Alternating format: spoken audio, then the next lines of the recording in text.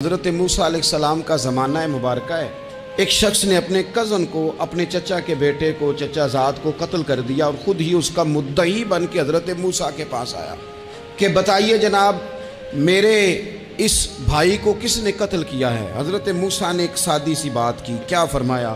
حضرت موسیٰ علیہ السلام نے اپنی قوم سے کہا کہ اللہ تمہیں حکم دیتا ہے کہ ایک گائے ذبح کرو، گائے کا کچھ حصہ مقتول کو مارو، وہ خود اٹھ کے بتا دے گا مجھے کس نے قتل کیا ہے۔ تو اب وہ چونکہ ذبح کرنا نہیں چاہ رہا تھا، اس کو پتا تھا کہ مجرم تو میں خود ہوں، وہ ذبح چونکہ کرنا نہیں چاہ رہا تھا تو اس سے کہا کہ مارو ایک حصہ گائے کا، اس کو تو یہ اٹھ کے بتا دے گا۔ تو اس نے جواب کیا دیا؟ کہنے لگا آپ میرے ساتھ مذاق کرتے ہیں، کبھی ایسا بھی ہوا ہے؟ قال اعوذ باللہ ان اکون من الجاہلین۔ حضرت موسیٰ علیہ السلام فرمانے لگے میں اللہ کی پناہ مانگتا ہوں میں جاہلوں میں سے ہو جاؤں۔ ہر وقت مذاق کرتے رہنا یہ تو جاہلوں کا طریقہ ہے۔ جب کہا نہیں ذبح کرنی ہے تو اب ذرا دیکھیے کرنا نہیں نہ چاہ رہے کا۔ کہنے لگے اے موسیٰ پھر آپ نہ رب سے دعا کریں کہ وہ ذرا کھول کے بتائے وہ گائے کس طرح کی ہو۔ فرمایا کہ رب کہتا ہے وہ گائے نہ بوڑھی ہو نہ زیادہ بچیا ہو، اوان بین ذالک، ان کے درمیان ہو، یعنی جوان گائے ہو۔ فافعلوا ما تؤمرون، کرو جس کا تمہیں حکم دیا جا رہا ہے۔ لو اگلی بات سن لو، کہنے لگے آپ دعا کریں رب سے کہ وہ کھول کے بتائے اس کا رنگ کس طرح کا ہو۔ فرمایا رب فرماتا ہے کہ صفرا رنگ کی ہو، یعنی گہرے زرد رنگ کی ہو۔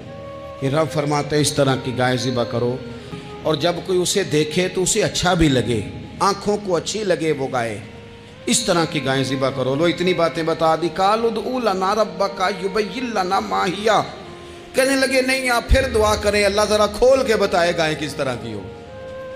ان البقرہ تشابہ علینا، ہمیں ذرا گائیں پر شبہ پڑ گیا ہے کس طرح کی ذبح کرنی چاہیے۔ وَإِنَّا انشاءاللہ لمہتدون، اگر اللہ نے چاہا تو ضرور ہم ہدایت پا جائیں گے۔ پھر اللہ تعالیٰ نے فرمایا کہ گائیں اس طرح کی ہو کہ وہ کبھی کھیتی میں نہ چلائی گئی ہو، یعنی اس کو کبھی کام نہ اس سے لیا گیا ہو۔ بیل کو لوگ لگاتے تھے نا، جو کام آج ٹریکٹر سے لیا جاتا ہے وہ گائے بیل سے لیا جاتا تھا، تو وہ کھیتی باڑی کے کام نہ اس کو لگایا گیا ہو۔ ولا تسقی الحرث، اور نہ اس سے پانی نکالا گیا ہو، نہ کھیت چلانے ہل چلانے میں لگائی گئی ہو، اور وہ جو کنواں ہوتا تھا جس کے گرد گائیں گھومتی تھی، تو کہا وہ بھی کام اس نے نہ کیا ہو گائے نے۔ مسلمۃ لا شیۃ فیہا، وہ ہر عیب سے پاک ہونی چاہیے۔ قالوا الآن جئت بالحق، اب کہنے لگے اب آپ صحیح بات لے کے آئیں، اب سوال ختم ہو گئے نا۔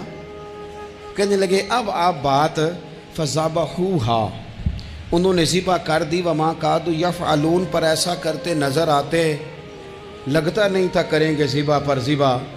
اچھا یہ گائیں پھر ملی کیسے؟ امام خازن کہتے ہیں کہ ایک نیک آدمی تھا، تو اس کا آخری وقت آ گیا تو اس کے پاس جو کل جمع پونجی تھی وہ ایک بچیا تھی، گائیں کی بچیا ویڑی، اس کے پاس وہ ایک بچیا تھی صرف۔ تو اس نے اس طرح کیا کہ اس کی گردن پر ایک مہر لگائی، اللہ کے نام پر بطور امانت اس نے اس کو جنگل میں چھوڑا۔ کہا یا اللہ میرا بیٹا ایک ہی ہے، وہ بھی چھوٹا ہے، اس کی حفاظت کرنا اور میرے بیٹے کو پہنچا دینا۔ بچہ بالغ ہو گیا، اس کی ماں نے کہا بیٹا جو امانتیں رب کے پاس رکھوائی جائیں نا ان میں خیانتیں نہیں ہوا کرتی، جا کے جنگل میں آواز دے تیری گائے واپس آ جائے گی۔ اس نے جا کے جنگل میں آواز دی کہ وہ جو میرے باپ نے امانت رکھوائی تھی وہ کدھر ہے؟ وہ نشان لگی ہوئی گائیں دوڑتی ہوئی اس کے پاس آئی۔ واللہ خیر الرازقین، جب رب بندوبست کرے، جب اللہ بندوبست کرے تو پھر معاملہ اور ہوتا ہے۔ وہ گائے آ گئی، اب اس نے کیا کیا اس نوجوان نے کہ وہ گائے گھر لایا، ماں سے آ کے کہا کہ اماں یہ تو اللہ نے فضل کر دیا۔ ماں کہنے لگی پتر حالات ہمارے خراب ہیں، منڈی میں لے جا اسے بیچ دے، لیکن سودا میری مرضی کے بغیر طے نہ کرنا۔ کس کی مرضی کے بغیر؟ کس کی؟ اماں کی مرضی۔ اور سنو یار، تھے کچھ لوگ جن کو لوگوں نے تانے بھی دیے کہ تم ماں کے پیچھے لگ گیا ہے، لوگوں نے بڑا کچھ کہا، پر جو ماں کی مرضی پہ لگیں ناکام نہیں ہوتے زندگی میں۔ یہ دیکھو ماں کی مرضی پہ لگا، اس کی قیمت کتنی تھی گائے کی؟ بڑی مہنگی تھی، پر 3 دینار کی تھی۔ منڈی میں لے گیا، 3 دینار اس کی قیمت لگ گئی۔ تو ماں نے کہا تھا میری مرضی کے بغیر سودا نہ کرنا.